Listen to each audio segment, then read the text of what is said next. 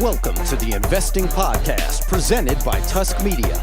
This is Outsider Trading, an audio and video deep dive into the people, places, and things that we find most interesting in the market.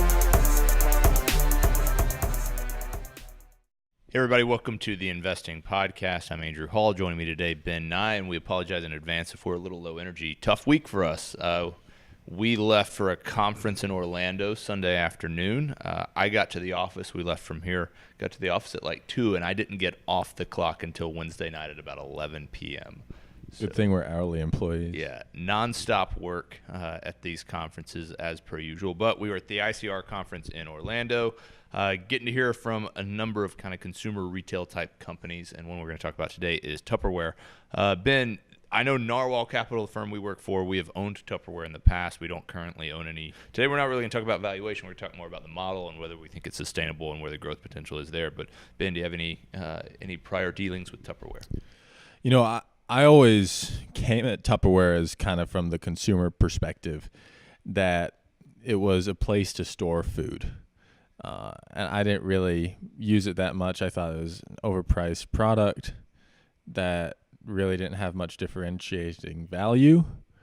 But as I've grown to appreciate the business a little bit more, I think that there is a little bit more of a uniqueness to the product and the way the business is structured. Yeah, it's a little bit more varied than you would have thought. I mean, in my previous experience, I would say like the only like variation of Tupperware I've seemed to experience are the size of the boxes. Like I can never actually find a lid that fits the container I have, even if I have 100 containers and 100 boxes, can't find a single pair there.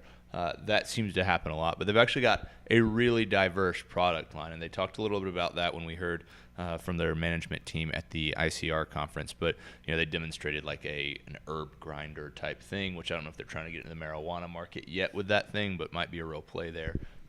Yeah, so the way it's structured is that they have, it's almost like the Pampered Chef or Herbalife or any of these other organizations where they have people who are entrepreneurs who distribute their product and buy their product and distribute it. And in that way, they have the demonstrations. And they said, you know, you can't really sell the product by itself because you don't really see the value of it until it's demonstrated. So having these Tupperware parties is extremely important.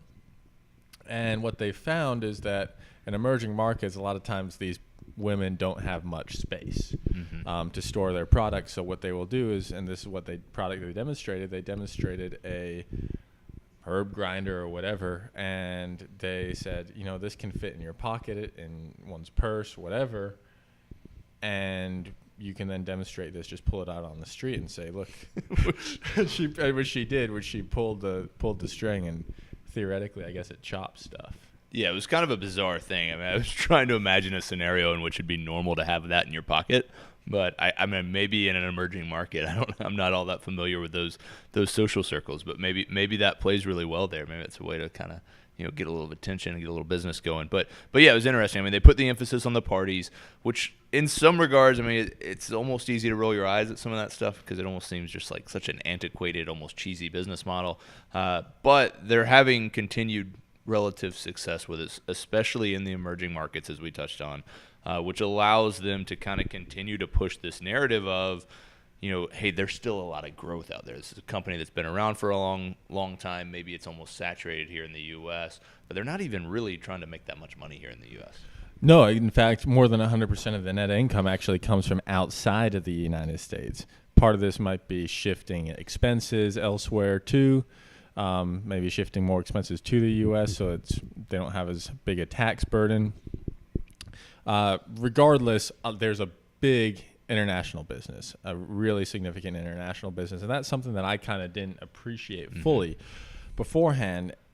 And that now we're kind of getting into the investment thesis for the stock, because for the longest time you can look at the stock, you can say, hey, it doesn't really grow that much.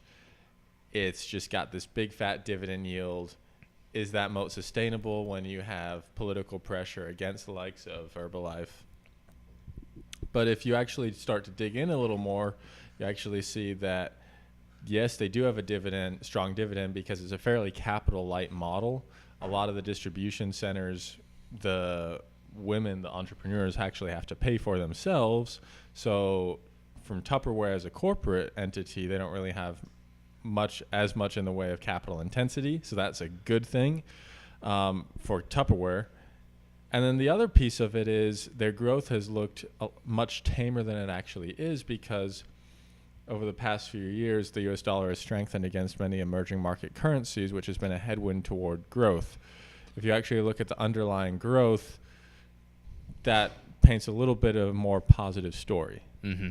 Yeah, and it's interesting. They talked about kind of these distribution centers and going a little bit away from more industrial warehousing and more towards almost these storefronts, which was frankly very reminiscent of the Herbalife model, where they have these little clubs where you come in and drink tea and do all that Herbalife stuff.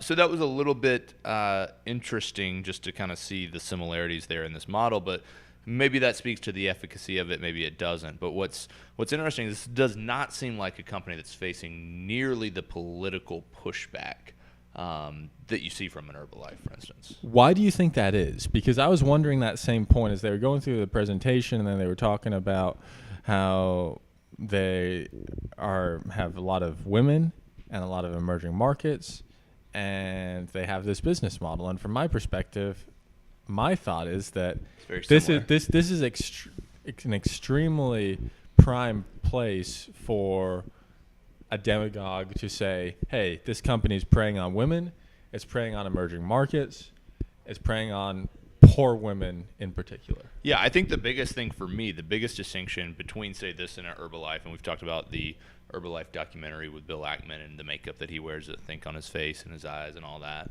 One of the most genuine human beings you could find. But we've talked about that before. The biggest difference I see, at least from the outside looking in, is twofold. Number one, Herbalife has a certain degree of almost like this junk science behind it.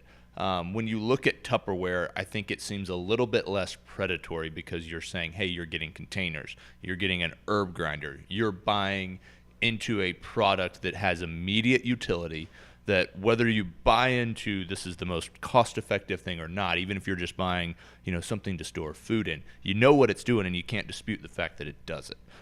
It's a little bit more stable as a product because of that. And then I think the other thing is just because it is so universally accepted in homes. I mean, almost everyone has Tupperware somewhere, and they probably got it through one of these distribution channels. So I think kind of the universal acceptance domestically makes it seem a little bit less predatory internationally, especially when you combine that with the fact that, hey, there's probably not quite as much junk science. I mean, they showed us a product that basically like a metal grill, and you can throw meat on it and put it in the microwave, and it basically acts like a grill, and you can cook raw meat in like 2 minutes. That was incredible. I would definitely be interested in demonstration. I'm definitely in. So if you sell Tupperware, hit us up on that. We would love to do a video demonstration for help your business. But no, it's just, so I think those are kind of the reasons why you're seeing a little bit less pushback. That's at least my 2 cents. Ben, any other thoughts? You think this is sustainable for Tupperware for a little while? I think it's sustainable. I need to look at the numbers in a little more depth. Again, we just wanted to give you the quick highlights because we attended the conference over the first few days of this week. But I do think that this is a very interesting model that has real roots and real products. And I think that if they can execute well upon their strategy, which, quite frankly, I wasn't entirely impressed with management. Right.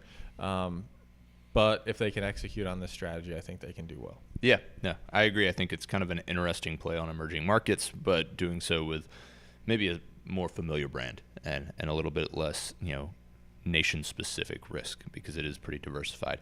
That's Tupperware. This is the Investing Podcast. Talk to you soon.